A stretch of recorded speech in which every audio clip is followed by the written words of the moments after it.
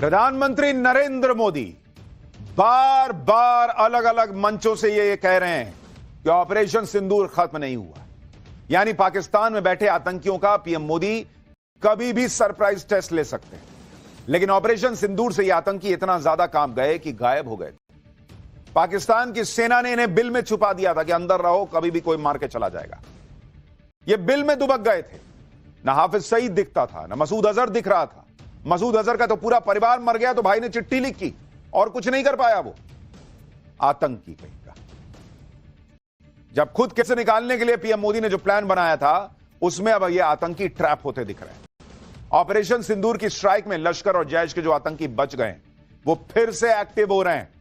और इसलिए आप देखिए कि न्यूक्लियर टेस्ट की सालगिरह पर जहां पाकिस्तानी फौज की सुरक्षा में आतंकवादी खुलेआम भारत के खिलाफ जहर उगल रहे थे। और ये देखिए, ये जो आपको ऐसे मुट्ठी किया हुआ दिख रहा है आदमी, दाढ़ी वाला, बड़ी दाढ़ी वाला, ये सैफुल्लाह है, जिसने पहलगाम में आतंकी हमले का मास्टरमाइंड है ये। और उसके बगल में जो बैठा हुआ है, उसको भी बहुत गौर से देखिए। ये हाफिज सईद के लश्कर तैयबा का डिप्टी चीफ सैफुल्लाह कसूरी तो बैठा ही है। एक साइड पे तलहा सईद बैठा है। यह हाफिज सईद का बेटा है जो चश्मे वाला बैठा हुआ है। यानी हाफिज सईद का बेटा भी निकल कर आ गया, सैफुल्लाह भी निकल कर आ गया। और दूसरी साइड पर जो शख्स बैठा है, वो पाकिस्तान के पंजाब असेंबली का स्पीकर मोहम्मद अहमद खान है। आप देखिए, जो नरेंद्र मोदी कह रहे हैं ना कि अब वहां के आतंकी, वहां की सेना, वहां की सरकार, इनको हम अलग करके नहीं देखेंगे, ये उसका सबूत है। हाफिज सईद का लड़का बैठा हुआ है वहां पे, सैफुल्लाह बैठा है, और स्पीकर पंजाब असेंबली का वहां साथ में बैठा हुआ है। पाकिस्तान के इन आतंकियों पर एक बहुत बड़ी ब्रेकिंग न्यूज भी आ गई है। पहलगाम हमले का मास्टरमाइंड सैफुल्लाह मंच पर आकर धमकी दे रहा है।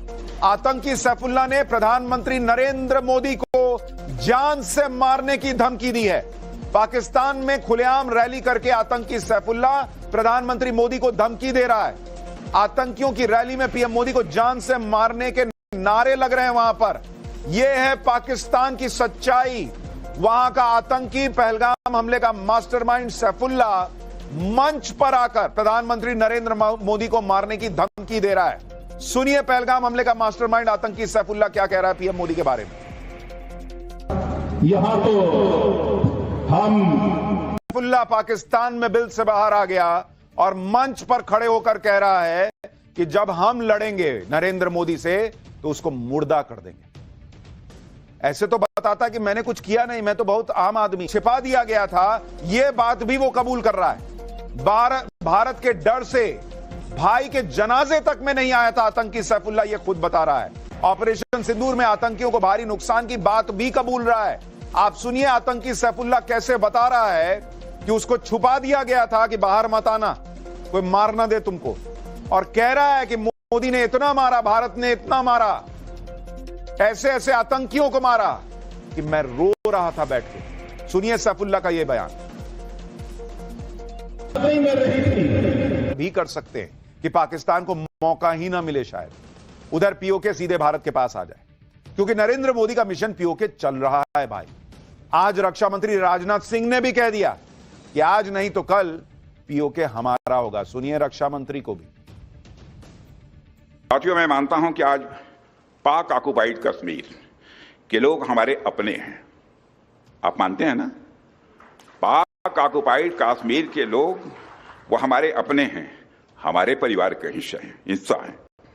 हम प्रधानमंत्री के श्री नरेंद्र मोदी जी की एक भारत श्रेष्ठ भारत के संकल्प के लिए पूरी तरह से प्रतिबद्ध हैं।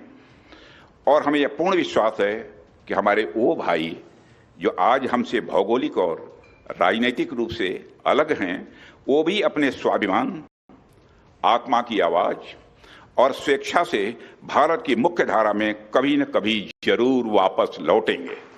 और हमें विश्वास है कि प्रेम, एकता और सत्य के मार्ग पर चलकर वह दिन दूर नहीं जब हमारा ही अंग पीओके स्वयं लौटकर कहेगा, मैं भारत हूं, भारत ही हूं, मैं वापस आऊंगा। और वापस आया हूं। पीओके को वापस लेने को लेकर कोई डाउट नहीं होना चाहिए, क्योंकि भारत के संविधान में साफ साफ लिखा है कि पूरा जम्मू कश्मीर भारत का हिस्सा है और इसमें पीओके भी शामिल है। इसलिए भारत का संविधान जम्मू कश्मीर के साथ पीओके के लोगों को भी भारतीय नागरिक मानता है। साल 1994 में संसद में प्रस्ताव पास करके पीओके को भारत का हिस्सा मानकर इसे वापस लाने को राष्ट्रीय नीति बनाया गया। पिछले साल परिसीमन के बाद जम्मू कश्मीर असेंबली में 114 सीटें हो गईं, जिसमें से 24 सीटें पीओके के लिए रिजर्व रखी हुई हैं। रक्षा मंत्री राजनाथ सिंह ने भी इशारों में पाकिस्तान को समझा दिया है कि ऑपरेशन सिंदूर के पहले पार्ट में ही भारत चाहता तो बहुत कुछ कर सकता था, लेकिन अभी होगा। भारत बहुत कुछ कर सकता था, लेकिन जो नहीं हुआ वो आगे कभी भी हो सकता है। नरेंद्र मोदी इसके लिए पूरी तरह से भारत को तैयार कर चुके हैं। एक एक भारतीय चाहता है कि पीओके को अब पाकिस्तान से ले लिया जाए और इसका वक्त भी आ चुका है। इसलिए आप यह देखिए कि भारत के सेना प्रमुख उपेंद्र द्विवेदी जब संत स्वामी रामभद्राचार्य जी से मिलने उनके आश्रम पहुंचे तो रामभद्राचार्य जी ने सेना प्रमुख से गुरु दक्षिणा में पीओके मांग लिया। सुनिए रामभद्राचार्य जी को उन्होंने क्या बताया। विजयी सेना प्रमुख का सम्मान करने में मुझे भी बहुत बड़ी गौरव की अनुभूति हुई। उन्होंने मुझसे उसी मंत्र की दीक्षा ली जो मंत्र सीता जी ने हनुमान जी को लंका के विजय के लिए दिया था।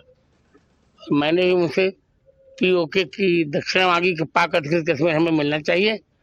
उन्होंने कहा निश्चित मिलेगी आपको दक्षिणा। पाक को कुछ नहीं संदेश क्या दूं पाक को? कुत्ते की पूंछ कभी सीधी होती क्या? आगे अगर हमला करता है फिर कोई आतंकवादी घटना बस तब देना चाहिए। उचित सबक हो, तब नुकसान नक्शे से मिट जाएगा। पीओके को लेकर रामभद्राचार्य जी जो बात कर रहे हैं वो पूरे भारत के मन की बात है। नरेंद्र मोदी अब इसमें मिशन मोड में लगे हुए हैं, लेकिन हमारे यहां विपक्ष ये देख देख कर परेशान है कि नरेंद्र मोदी की लोकप्रियता क्यों बढ़ रही है। ऑपरेशन सिंदूर के बाद आज पीएम मोदी पहली बार बंगाल और बिहार के दौरे पर गए। बंगाल में उन्होंने रैली की, पटना में उनका रोड शो हुआ। इस रैली और रोड शो में जो भीड़ उमड़ी उसे देखकर विपक्ष भी दंग रह गया होगा, क्योंकि बिहार और बंगाल वो राज्य है जहां इसी साल बिहार में और अगले साल बंगाल में चुनाव होना है। इसलिए आप देखिए कि जब आज पीएम मोदी बंगाल पहुंचे तो ममता बनर्जी ने पीएम मोदी को घेर लिया। ममता बनर्जी क्या कह रही हैं सुनिए, फिर बताता हूं कि असदुद्दीन ओवैसी ने ऐसा क्या कर दिया कि विपक्ष को पिन लग रहा होगा। आवेदन करता हूं prime minister of this country and his presence of him, his minister said, like Operation Sindoor, they will do the Bengal operation also. Operation of Bengal. I challenge them.